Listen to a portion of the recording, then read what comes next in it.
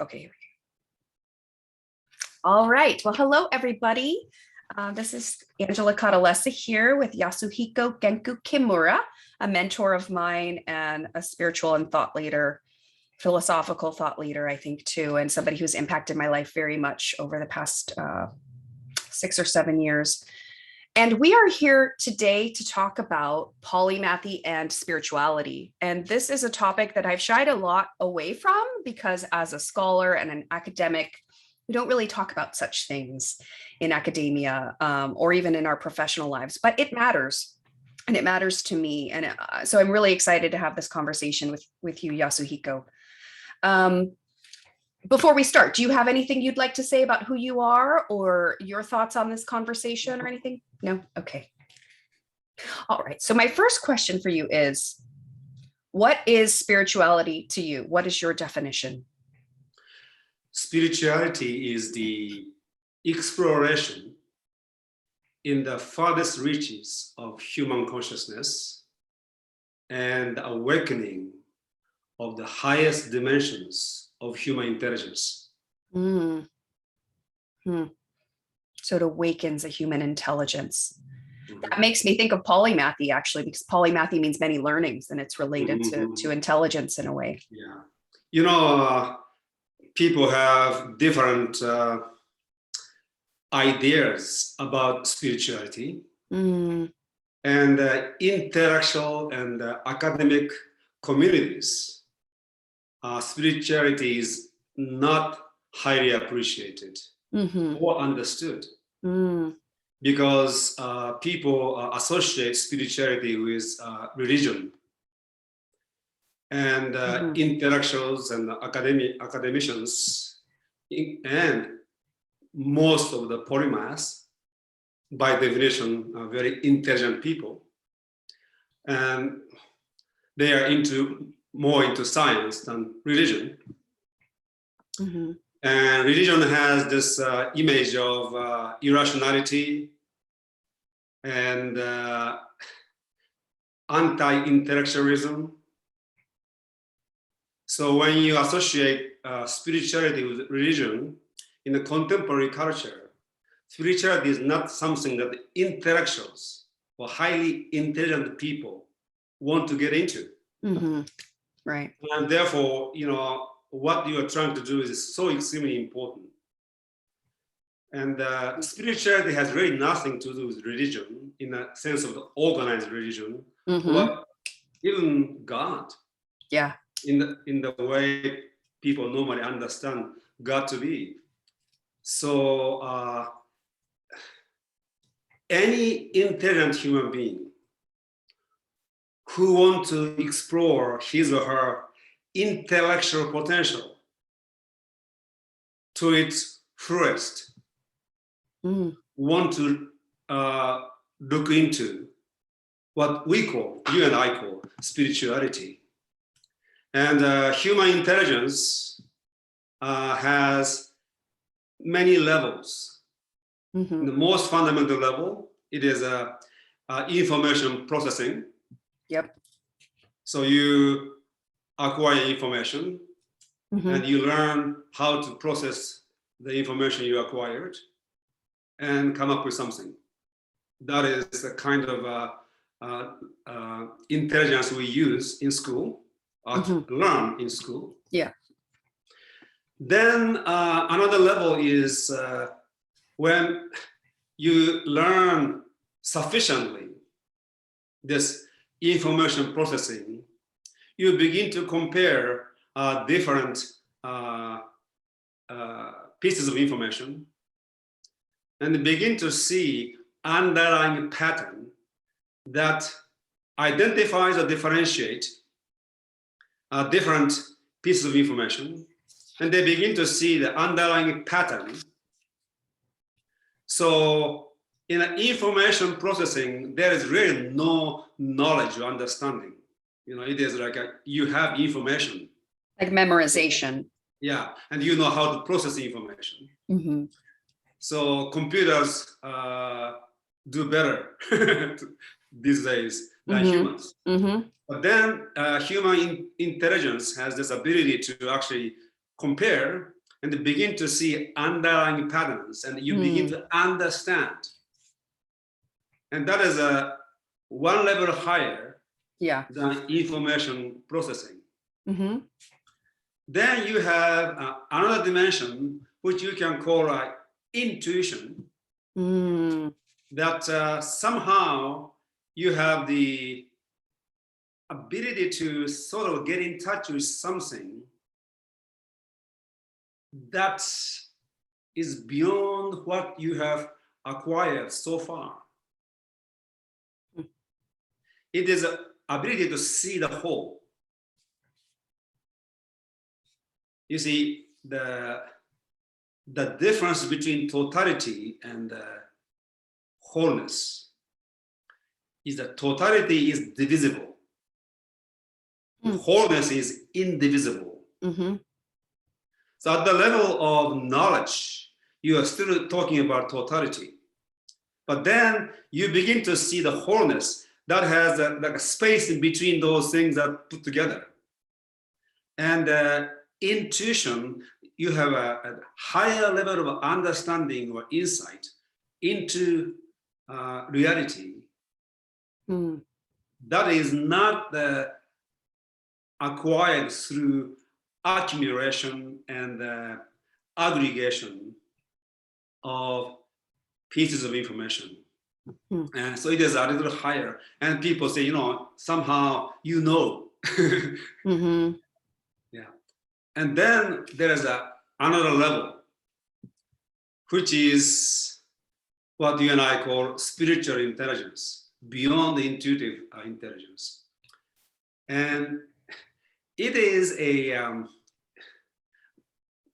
relationship to the unknown, or even the unknowable. Yeah. Which is pristinely clear. So people who are wise know what they know and what they don't know. And people who are not wise don't know the difference. Yeah. So they think they know something which they don't really know. So up to the moment of this information processing and intellectual understanding and the intuitive comprehension, it is a dimension of the known. Right. And you do know, and when you get to the level of intuition, you begin to see the difference between what you know and what you don't know. You can make the distinction, and you know what you don't know. But then when you develop your intelligence to a higher level, you begin to encounter that which is clearly unknowable. Yeah. Given the level of consciousness at which you exist. And that is the spiritual dimension of intelligence. And you begin to have a connection to something that is beyond the known and knowable thus far. Yeah. Like a real... That connection will bring your consciousness to a higher level, so that the dimension of the sphere of knowability start to expand. Yeah, these are such amazing points. Yeah. I feel like, I mean, it's smart to be aware of what we can't know. We can't know certain things. And some of those things we can't know are spiritual in nature, like, how did we all get here? Why are we here? What is the nature of this reality? Like, those are deep questions we can't ever really know as long as we're human beings. And so just being aware and in tune with, like, there's some weird woo-woo underlying this reality. You see, exactly. And so, you know, most people have a relationship to what is. the spiritually intelligent people has a relationship to what isn't. Mm. And all those geniuses, they have that powerful relationship to what isn't. And they transformed what isn't into what is. What do you mean by what isn't? So what is not known, What and is what not is known? not knowable, and also what doesn't exist. So Da Vinci expanded the dimension of the known by asking questions, being able to ask those questions, original questions. Einstein asked this question about space and time, or a few people before him, which nobody asked.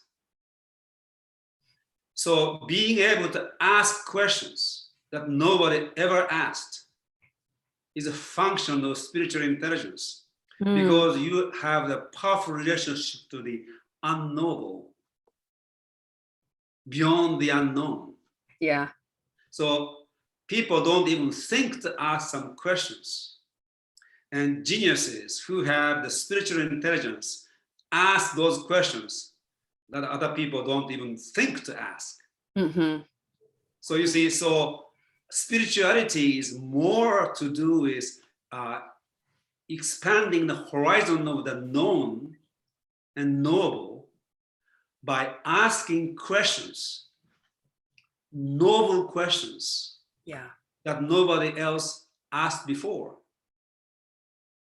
And so it is spirituality is more to do with quest than answers. So to me, that is the hallmark of intelligence, that people are able to, somebody is able to ask original questions.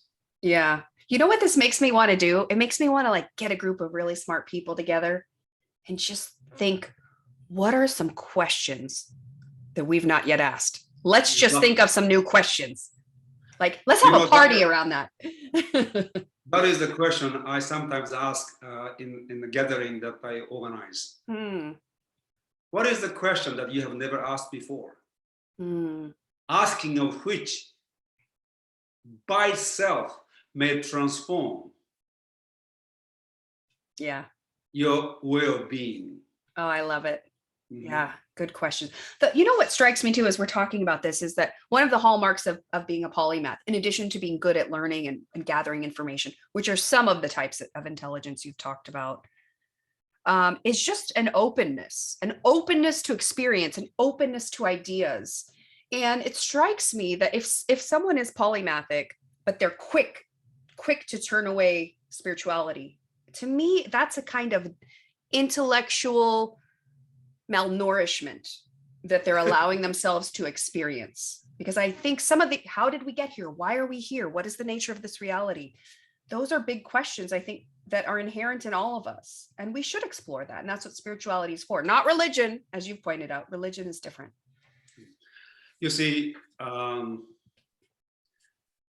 true genius comes with originality. Originality doesn't necessarily mean that it is new. Somebody else may have asked the same question before, but it is an original question you are asking. And you may have an original thought, which is not borrowed or repeated from the past. And you see, it's almost like this. Polymathic people or people with high level of intelligence, they have very good hardware. But in the beginning of our lives, the first 5 to 7 years, we acquire mental operating system and different kind of programs. And then if you are intelligent, if you have a higher, better hardware, maybe you can acquire more programs and you can operate better than others. But what you're operating on is the same. There is no originality because your mental operating system and programs that you run came from outside. Yeah. And philosophically and psychologically speaking, this is a mode of believing and beliefs. So fundamental human mental operating system up to today is believing. And upon that operating system, we acquire many programs that are beliefs. And intelligent people, in terms of hardware, they do better with the existing system. So they may score higher scores in schools. They may get advanced degrees more easily than others, and so on and so forth. But it is really an acquisition of knowledge and repetition of what they have acquired. And in the worst case, is people really become believers. People who do not have a high level of intelligence, they tend to believe. And or maybe I may be wrong about that. Actually, I used to have a great friend who was a master hypnotist, and he told me that the higher the IQ, easier to hypnotize, and deeper the hypnosis, which means maybe the person of a high IQ acquires in a sense of being hypnotized. Interesting. Yeah, and genius is not there. So the person is highly intelligent. He may have 3 different PhDs and so on and so forth, and they get the benefit of his intelligence. But the originality is not there. I have a question for you. You may disagree, but as you were talking, it strikes me that what religions, and I'm a formerly religious person. I went to religious schooling from preschool till I was 18 years old. And so I lived in that world. I was very much in a religious way of thinking. I attended church, all that good stuff. And I feel like part of what religion tries to do is it tries to give answers. Calm down. Here are the answers. Here's what you should believe, and have some faith, but here's what to believe. And I feel like what spirituality is, well, we don't know the answers, but we're in this quest to be tuned in to the unknowable and the unknown. Does that resonate with you? Exactly. So spiritual intelligence shows up as a powerful relationship to uncertainty, insecurity. So intellectual uncertainty and emotional insecurity. The person who has developed spiritual intelligence is secure within insecurity and certain within uncertainty, and actually enjoy not knowing, enjoy the adventure of exploration, truly. So it is a different kind of confidence from the confidence you get by achieving certainty. Yeah. And so, yes, and you are right. So, that is a difference between authentic spirituality and what is called religion. Religion is all based on answers and beliefs. Yep. And spirituality is based on quest. Yeah. And this joyful endurance of uncertainty and the unknown. Yeah, like how cool to be part of this amazing, magical, unknowable soup of existence that we're in. Yes, Exactly. Maybe I'll take this opportunity. Everybody, I just shared, or I'll share with you that I recently took a class with Yasuhiko that he was teaching on the Tao Te Ching, which I knew nothing about. And throughout, at the beginning of the course, I was like, what does Tao mean? I don't know what, I mean, means different things. And I was just trying to come up with, what does that word even mean, to crystallize it in my own mind. And at the end of the course, I realized, to me, what the word Tao meant or means is it's kind of the word we prescribe to the unnameable magic underlying the nature of our woo-woo, weird, bizarre existence here. That's what it is. And so I'm I've always had this in me, sort of this there are certain things we can't know as human beings. Like our brains are just, for whatever reason, that's part of the rules here. We can't know everything. There's a lot we don't know. And so, yeah, like I said earlier, like, how did we get here? Why are we here? What is the nature of this? To me, I want to be in tune with that unknowable, unnameable magic that we're a part of. It makes me feel like I get to be a part of something really cool, to have this adventure as a human being on planet Earth right now. Yes. So you see, polymathic people tend to be highly intelligent. Mm-hmm. And they live in this world whose culture demands you to be somebody. Mm. And so if you're polymathic, you become somebody using your high intelligence. Mm-hmm. When you become spiritual,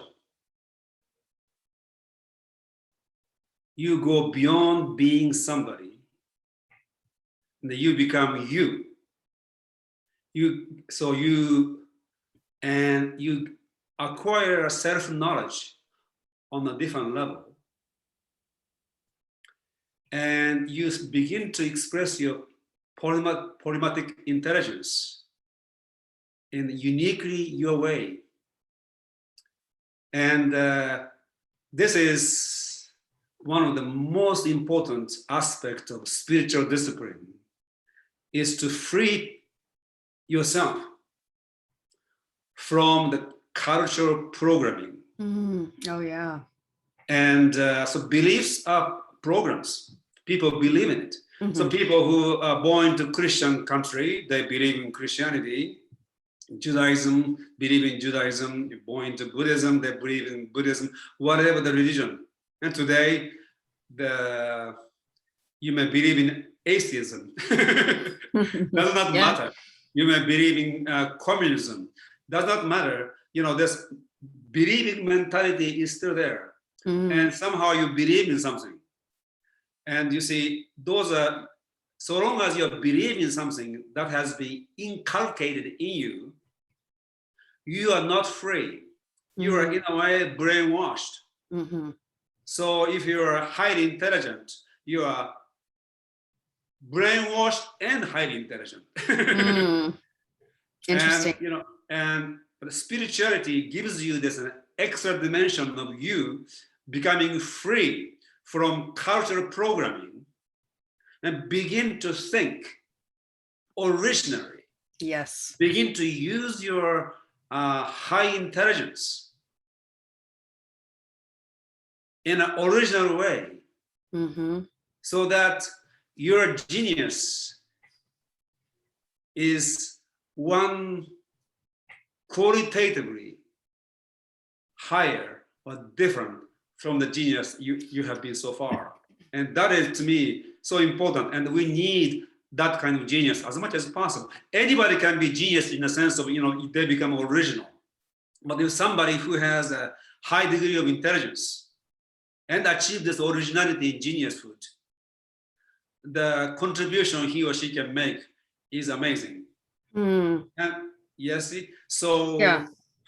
Not everybody is born with 190 IQ. Right. So you can be a genius, unique genius at the level of 100 IQ, or you can be a genius at a level of 180 IQ.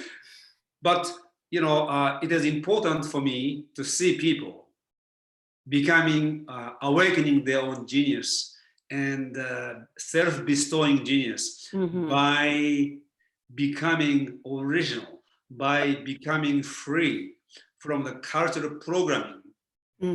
Amen. In which they are born and with which they have been operating so far. Yes. And so if polymathic people can achieve the spiritual intelligence, the impact of this in society will be amazing. That's a good lead into my next question for you. Like when you if you were to compare like a spiritual polymath and assume they're the same intelligence and the same capability overall in their hardware, but a polymath who's amazing and wonderful and not spiritual at all, and somebody who's the same IQ, same capability, but has this spiritual intelligence. Like what can you tell me more what you think the difference is between what they can do and experience and achieve and contribute to our world? Okay, there are a number of dimensions. Number one, you can say that people who achieve this spiritual intelligence achieves a higher degree of wisdom. That is not possible. That higher degree of wisdom consists of two dimensions. Intellectually, you will be more transdisciplinary and comprehensivist. Yep. At the same time, because of your powerful relationship to the unknown and unknowable,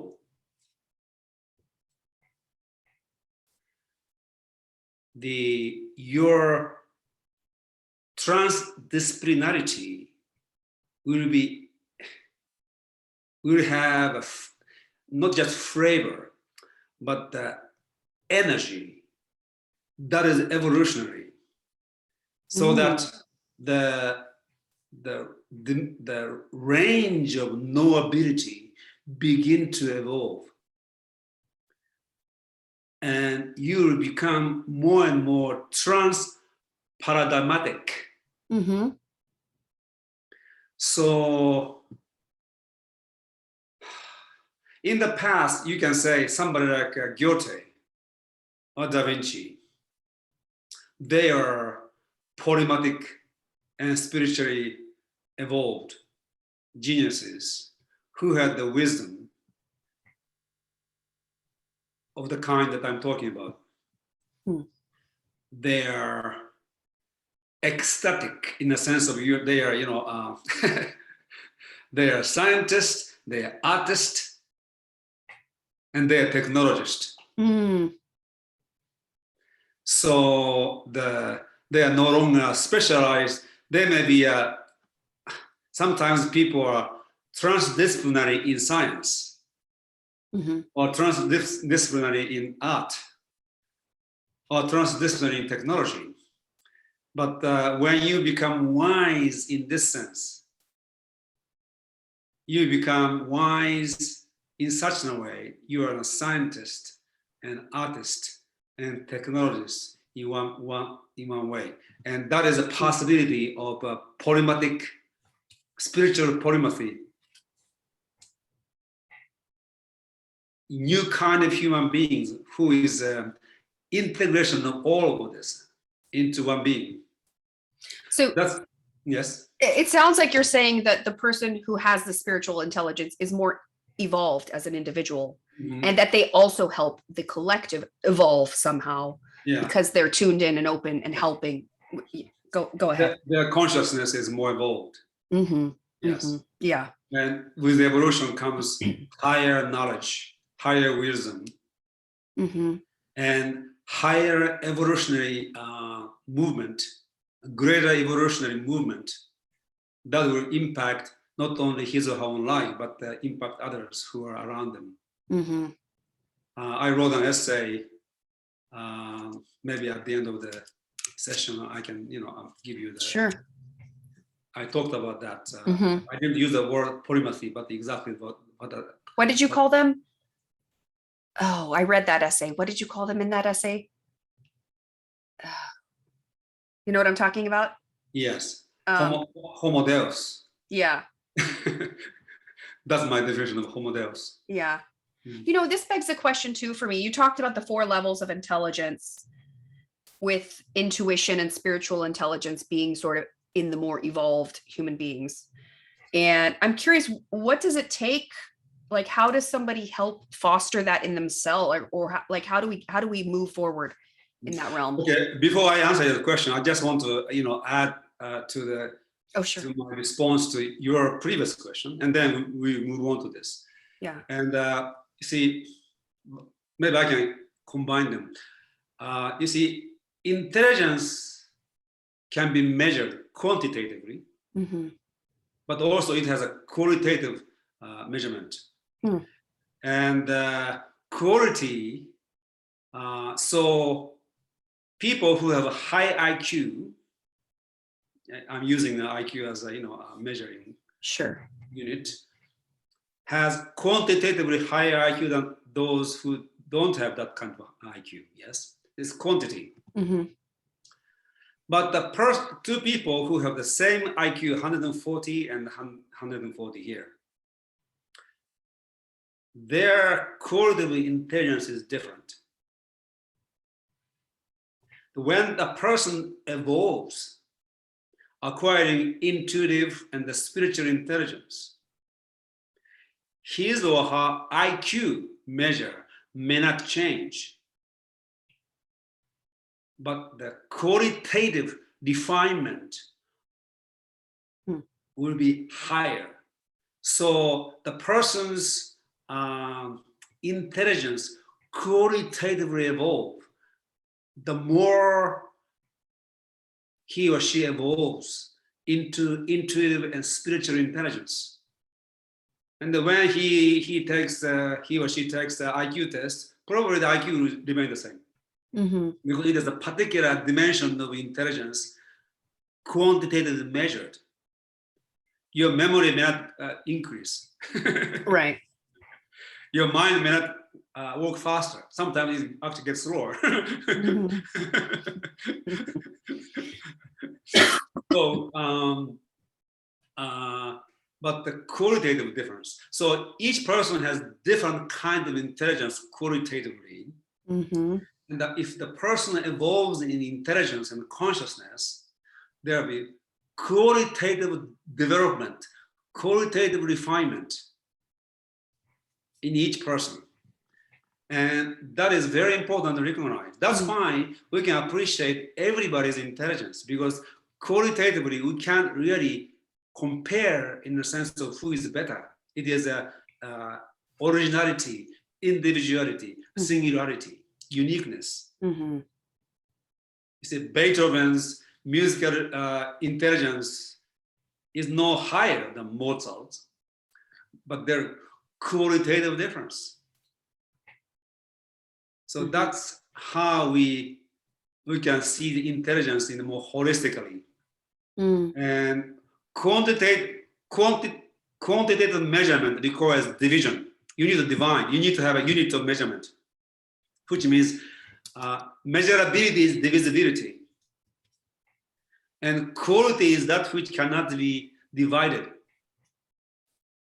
In order to divide quality, you need to quantify it. By self, you're already abstracting something out of something else. And then you turn quality into quantity, divisibility, and you divide them, and there you have units of measurement to measure. But intelligence is first and foremost is quality. Some aspect can be quantified, one of which is an IQ test. You know what? Yeah. What's coming up for me as you're talking about, I love what you're saying. What's coming up for me is I've come up with this 2 types framework, I've called it, where I basically say that specialists, neuro specialists professionally, are like knowers. They're trained to know. the answer, and there are right and wrong answers in certain fields, accounting or taxes or something like that.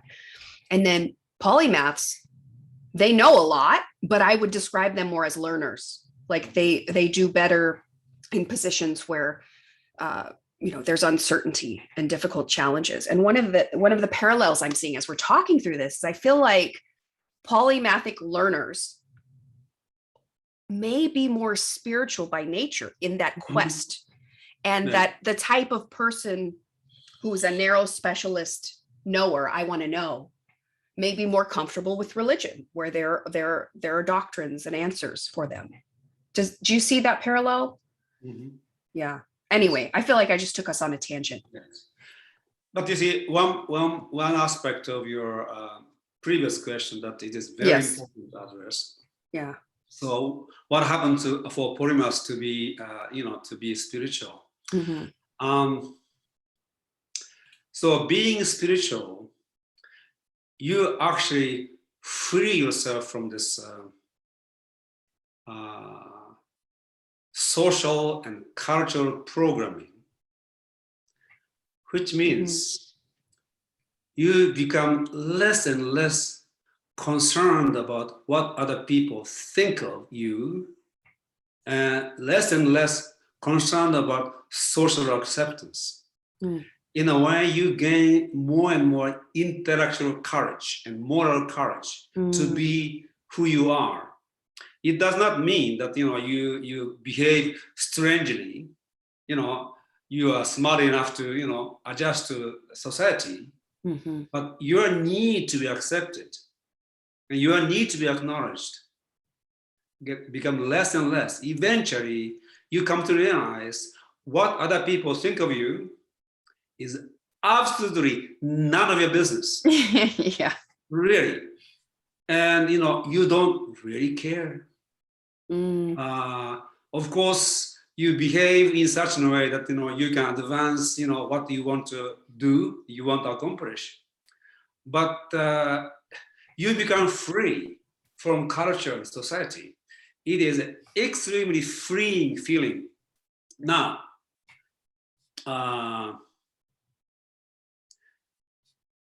there is what is called envy existing in this society, in the human psychology, and jealousy. And polymathic people are by nature highly intelligent. Yeah. And which means they can become a target of envy and jealousy. And therefore the target of resentment. Yeah. And I call this, there is something I call conspiracy for mediocrity. Yeah. The whole culture is conspiring to be mediocre, so that mediocrity is not average. Mediocrity is conforming to average. Conforming to average. Despite your potential. Yes. Yeah. So that you don't make any waves, so that you can be accepted. Your peer will accept you. And then when you go to the university and you are a genius and having original ideas and you write some papers and go to peer review process, they don't like somebody who is far smarter than they are. So what do? You develop what is called envy deflection device. Some smart people, exceptionally intelligent people, they become extremely self-effacing or meek, humble, or funny, or avoid contact too much. They find a way so that they don't become a target of envy. So there's a fear of envy in everybody who is highly intelligent. They don't want to be the target of envy. They develop a personality that is an envy deflection device. But once you achieve this spiritual intelligence and become increasingly more spiritual, you no longer need to have envy deflection device because you don't need to deflect envy.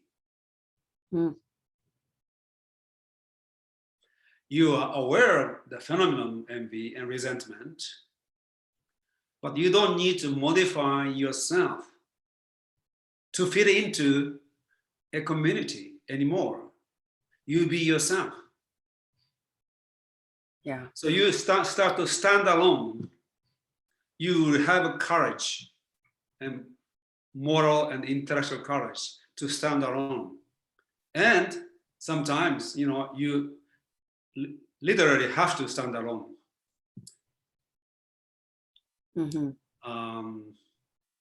And you may have to live with the consequence. So you have to be smart, what to do.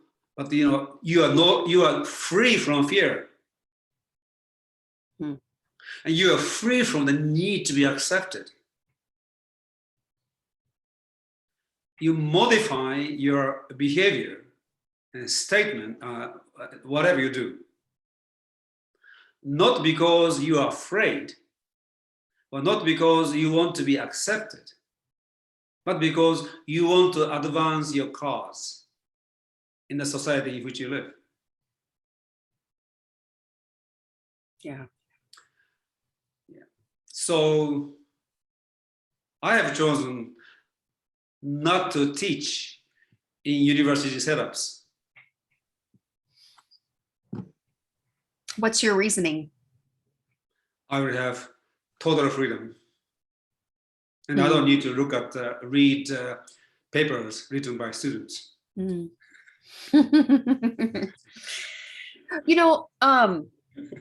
You mentioned kind of about our society a minute ago, or a few seconds ago, and I wanted to ask you too, like, what role do you think polymaths or spiritual polymaths should play in our society? So, number one, they can advance human knowledge in a way that that may not be possible otherwise. Yeah, for sure. That's, I think, number one. And number two, by taking on the leadership role, they can actually restructure the society so that it will be more conducive to cultural creatives.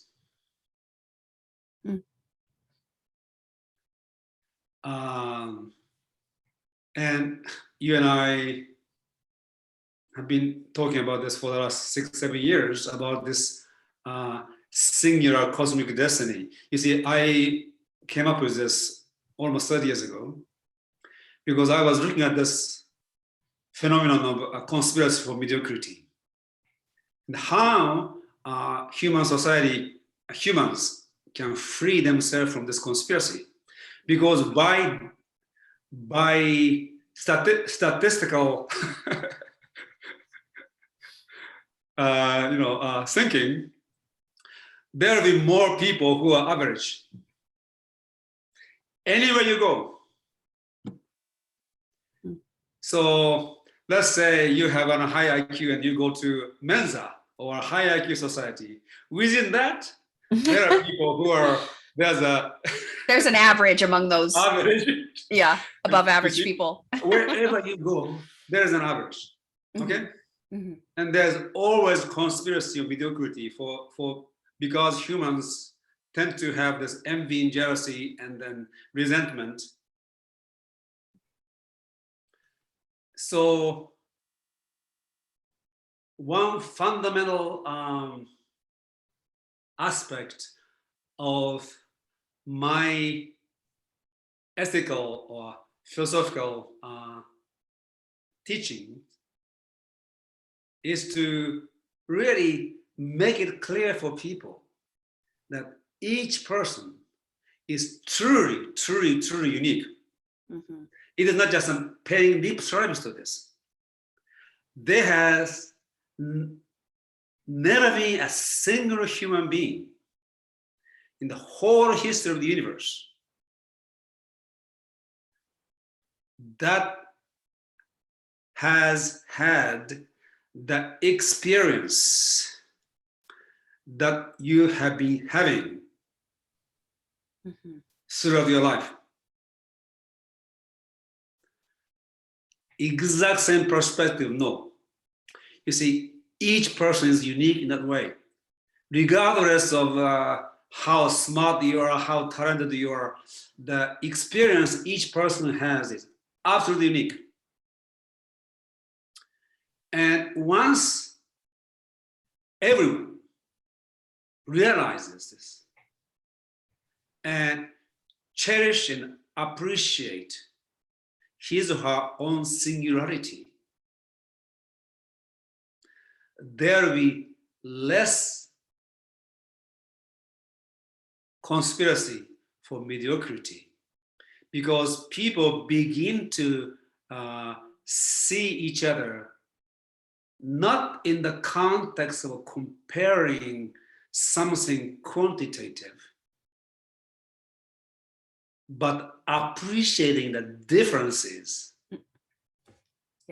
in individualities. And you see, this is not to console people who are not gifted. This is truly the case. And Nietzsche has this concept of love of fate and eternal recurrence. And he actually asked, eternal recurrence can be a cosmological concept, but it is more a psychological concept. Are you willing to come back again and again and again and live the exact same life that you have lived? At the same time, with same parents, with same set of talents, and same environment, over and over. Eternal means over and over again. And can you actually love it? Love of your own fate. Amor fati. And that is an amazing question. Speaking of original question, this is an amazing question. And can you say yes to this question? Do you love your fate the way it has been and the way it will be? You'll die one of these days. Your vast potential is still untapped in the middle of your project. Are you totally in love with your with your fate?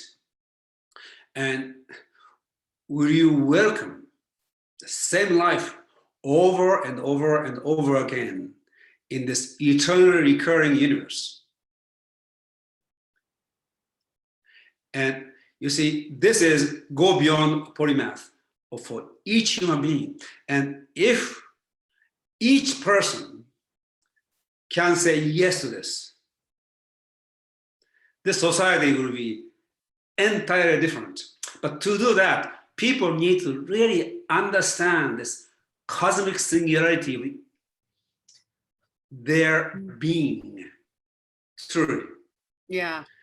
And in this context, polymath and polymathic geniuses will have more opportunity and opening to exercise their brilliances and intelligences and creativities to move this humanity forward without being concerned about people's envy, jealousy, resentment.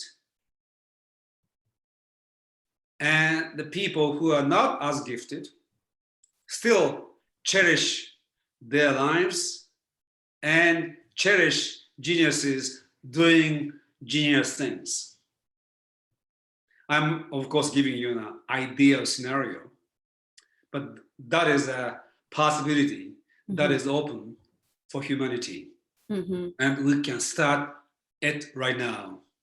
And so polymathic people who are gifted, and they can't be proud of their gift because they are born that way. They have to earn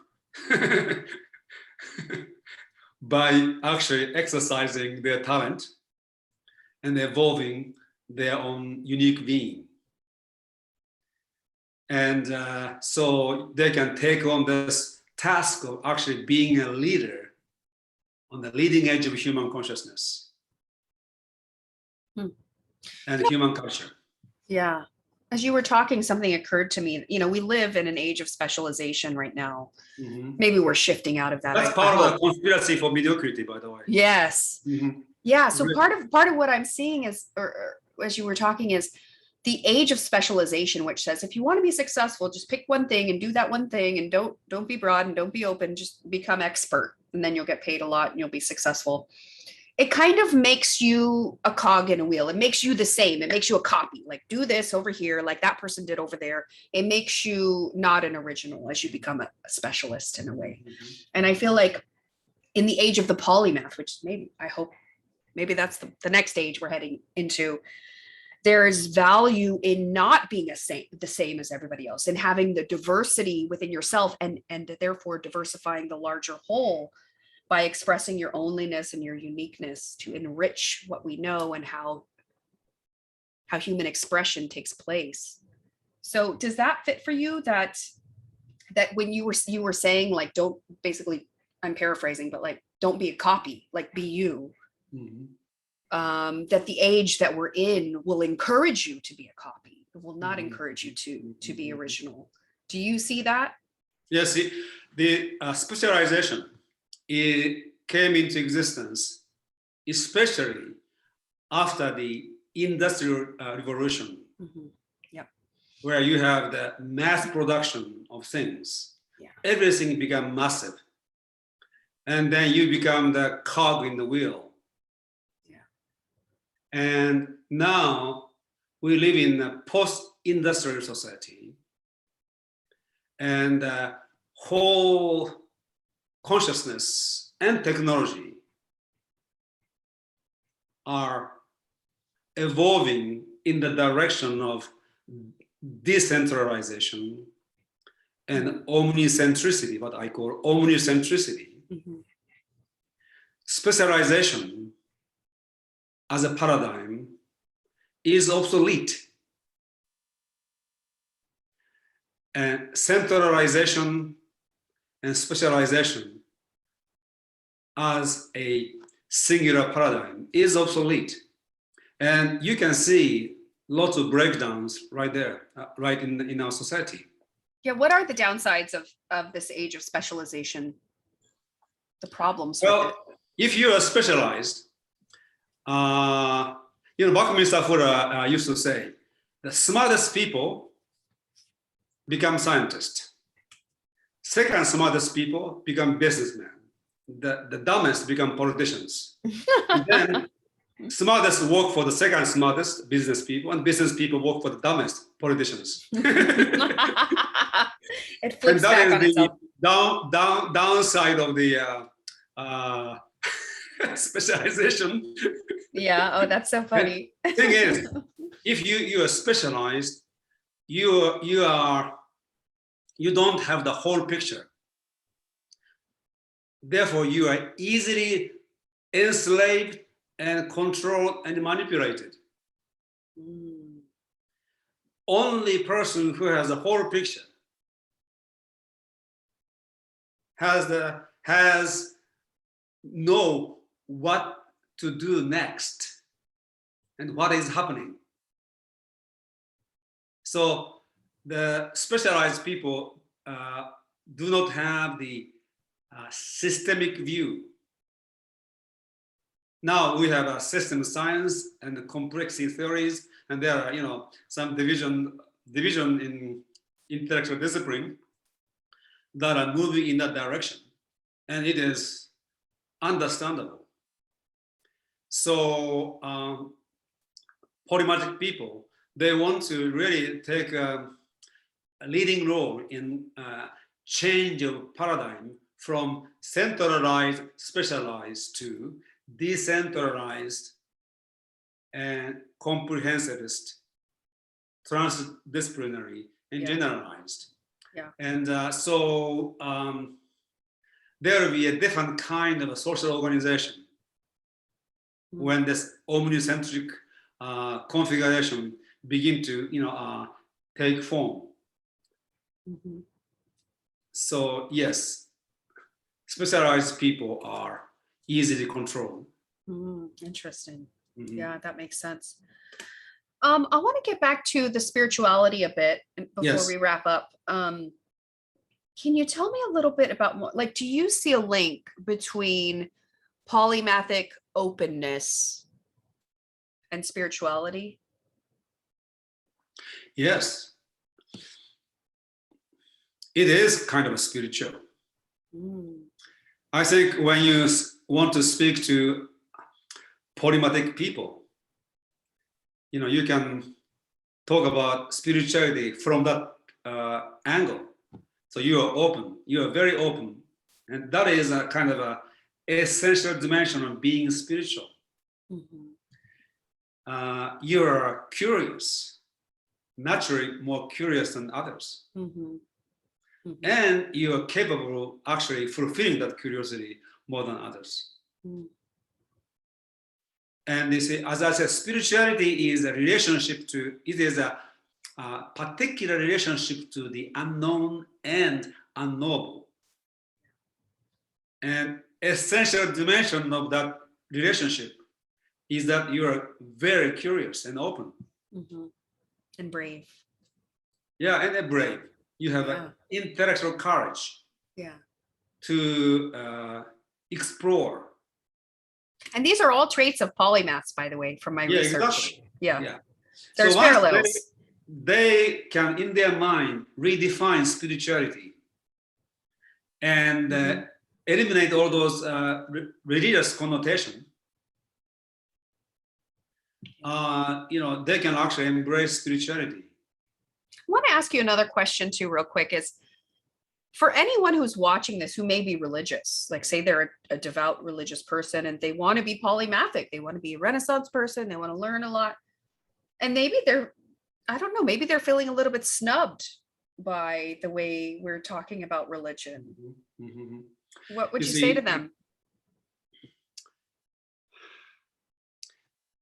Christ was not Christian. Buddha was not Buddhist. Lao Tzu was not Taoist. And Krishna was not Hindu. And I am not putting down on any of those people. And if you want to be a real Christian, you need to understand Christ. If you want to be a real Buddhist, you need to understand Buddha, and so on and so forth.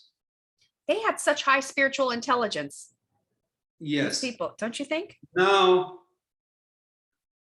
Jesus Christ or reformer within the Judaic tradition. Buddha was a reformer in the Upanishadic Vedantic tradition. And this actually Nietzsche says, in a way, both Christ and Buddha said, in their culture, God is dead. The living God died into dogma. Living enlightenment, living divinity died into dogmatism. and people are basically repeating what is in the scripture and what is being said by external authority. So to understand Christ, you need to get that place. To understand Buddha, you need to go into that place to really have an original understanding, the original understanding of reality, the original understanding of God, whatever that is, free from the belief, free from the dogma that has been inculcated into our mind. Mm. And to me, that's what it means to be a truly religious, true Buddhist. So in the Buddhism, we say, actually Zen especially, we say, if you meet Buddha on the road, kill him. What does it mean? I mean, you don't kill Buddha in a true sense of the word, but Buddha, any idols, idolization of Buddha. And look, most Christians and most Buddhists, no, most any religion, they idolize those people. And everybody said, don't idolize. Idolatry was one of the things that you need to, free yourself from. Mm-hmm. And humans have this tendency to idolize. Yeah. You see, and when you don't idolize Christ, you idolize Hollywood movie stars. Whatever. That is, again, is not same believing mental structure where you hold external authority and truth or whatever is outside of you, and they know the truth and I don't, therefore I follow. And that's so. If you want to be a true Christian in this country, that's more majority. Right. You need to understand Christ and read the Bible, not following preachers, priests. Yeah.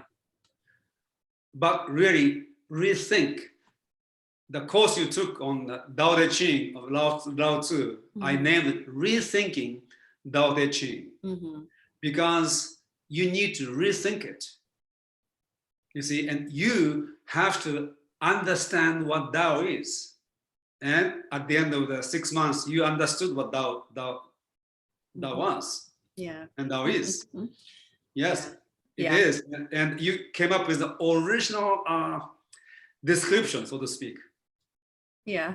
Of Tao. That's brilliant. I'll continue to quote you whenever I talk about Tao. It is beautifully said, you see. So you have an original insight into what Tao is. Now you understand Tao. Now you understand Lao Tzu. So you are true Taoist in that sense. And true Taoist can be true Christian. Yeah. And true Buddhist. And that which is universal can only be achieved when you are truly original. The path toward universality is through originality. Otherwise, it is just a belief. Yeah. Yeah. Yeah. So, I have given some lectures on Bible, which is very different from traditional way of interpreting it. It is my interpretation. I rethought it. Yeah. And you can do the same. And everybody should do the same. And as a result, probably preachers will lose their job. Or they can be a leading student. Yeah. I think the the bottom line, just to wrap this up, I feel like the bottom line of being a polymath and the bottom line of being a spiritual person, sort of find your own answers. Think for yourself. Don't just inherit, the programs. Be you. That's what you're here to do. What's the point of being here if you're not you? Be thyself and know thyself. They go together. Ontology and epistemology go together. Yeah. You cannot know yourself unless you are being yourself. So being is more fundamental. It's called knowledge through identity, knowing through being. That's the only way you can know who you are. Yeah. And it's so important to actually use your time on earth as you. So spirituality is foundational. Being yourself and knowing yourself is a foundational. And on top of this, polymathic people can give a unique expression to that being yourself. Absolutely. Yeah. Because the combinations. Because of their gift. Yeah. Be a unique combination. Find your passions. Be open to the weirdness. Explore your curiosities. And I'll tell you, probably polymathy is almost deeply embedded into human intelligence. Yeah. Oh, yeah, for sure. And there are so many, I don't know what percentage, but significant percentage of humans are polymathic. And out of that, probably some percentage are gifted enough to become officially a polymath. Yeah. That, master of 3, 4, 5 different disciplines. That requires some intellectual, gift. For sure. But polymathy, that the quality is much more widespread. Mm-hmm. Yeah, you can be polymathic without being a polymath, the great geniuses from history. Yeah, for sure. And some people may not be highly gifted people who can be official polymaths, but it may not be their calling. Mm-hmm. They are called to do something internally. So they may only master two instead of 5.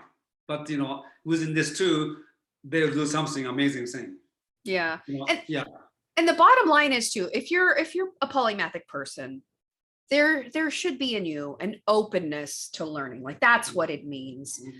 And the spiritual dimension, the woo-woo, the unknown, all of this that we've been talking about, it's an area for exploration, and we shouldn't be ashamed of it. We shouldn't be it's part of the soup we're in, is that there's unknowable. Let's be open. You see, also the intelligent people are conditioned to judge themselves by their ability to give answers. To know. And smarter you are, the more you know. And if you can't answer something, it is like a shame. No. The measure of intelligence is your ability to ask questions, really. Yeah, for sure. I agree 100%. That paradigm needs to shift. Absolutely. Let's all be more learners, less knowers. And, you ask great questions. Oh, thank you. You do. And so our interaction tends to be deep, better than others I used to do, simply because you're more intelligent and simply because you ask better questions. I love good questions. Yeah. Right now I do this only with you and then Shrikant, who also knows brilliant and knows how to ask great questions. Yeah, he's awesome. Well, Yasuhiko, thank you so much for such a stimulating and wonderful conversation. So overdue. I'm so glad it's been done. I really appreciate it. Thank you so much. Thank you. Bye-bye. Bye.